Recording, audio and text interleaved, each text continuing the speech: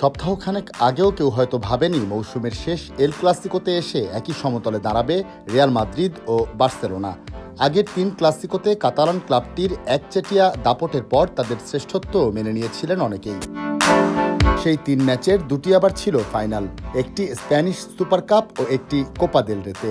আর এই দাপুটে পারফরমেন্সের কারণে সপ্তাহখানেক আগেও রিয়াল মাদ্রিদের বিপক্ষে লা লিগার শিরোপা নির্ধারণী এল ক্লাসিকোতে হান্সি ফ্লিকের দলকে ধরা হচ্ছিল নিরঙ্কুশ ফেভারিট। ওয়ালটন আবারও মিলিয়নিয়ার অফারে ওয়ালটন ফ্রিজ কিনে আপনিও হয়ে যেতে পারেন মিলিয়নিয়ার। মিলিয়নিয়ার ছড়াছড়ি দেশ জুড়ে, এটা শুধু ওয়ালটনই পারে। সময়ের ব্যাপার মনে হচ্ছিল রোববারের ম্যাচ জিতে ট্রেবল জয়ের পথে এগিয়ে যাওয়াটাও। তবে বার্সার খারাপ সময়টা যেন এসেছে হাওয়ার বেগে।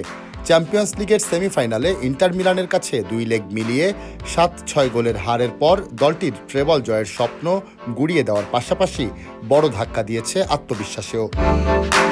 অন্যদিকে বার্সেলোনার এই ধাক্কা নতুন করে প্রাণ সঞ্চার করেছে রিয়াল শিবিরে। প্রায় সব হারানো মৌসুমের শেষটা এখন দারুণভাবে শেষ করার সুযোগ দেখছে লস ব্লাঙ্কোসরা।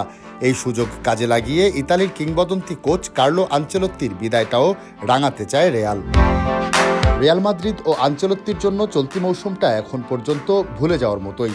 চ্যাম্পিয়ন্স লিগের কোয়ার্টার ফাইনাল থেকে বিদায়ের পাশাপাশি স্প্যানিশ সুপার কাপ ও কোপা দেল রেতে ফাইনালে হারতে হয়েছে চিরপ্রতিদ্বন্দ্বী বার্সেলোনার কাছে।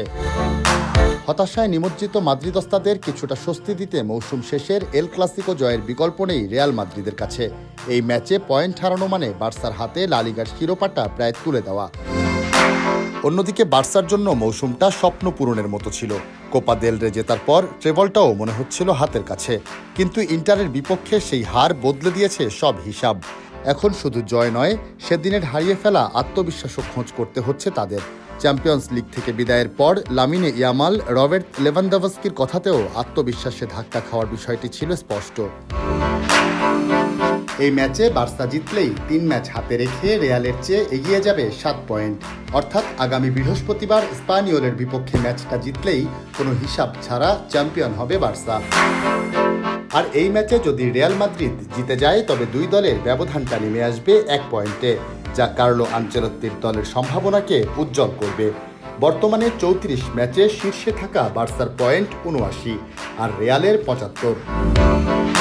রোববারের ম্যাচটা দুই দলের জন্য এখন মৌসুম বাঁচানোর শেষ সুযোগ। এই ম্যাচ জিতলে বার্সেলোনার অন্তত ডাবল নিশ্চিত করার সুবর্ণ সুযোগ থাকবে, আর রিয়াল জিতলে ভুলে যাওয়ার মতো মৌসুম মনে রাখার মতো কিছু পাবে।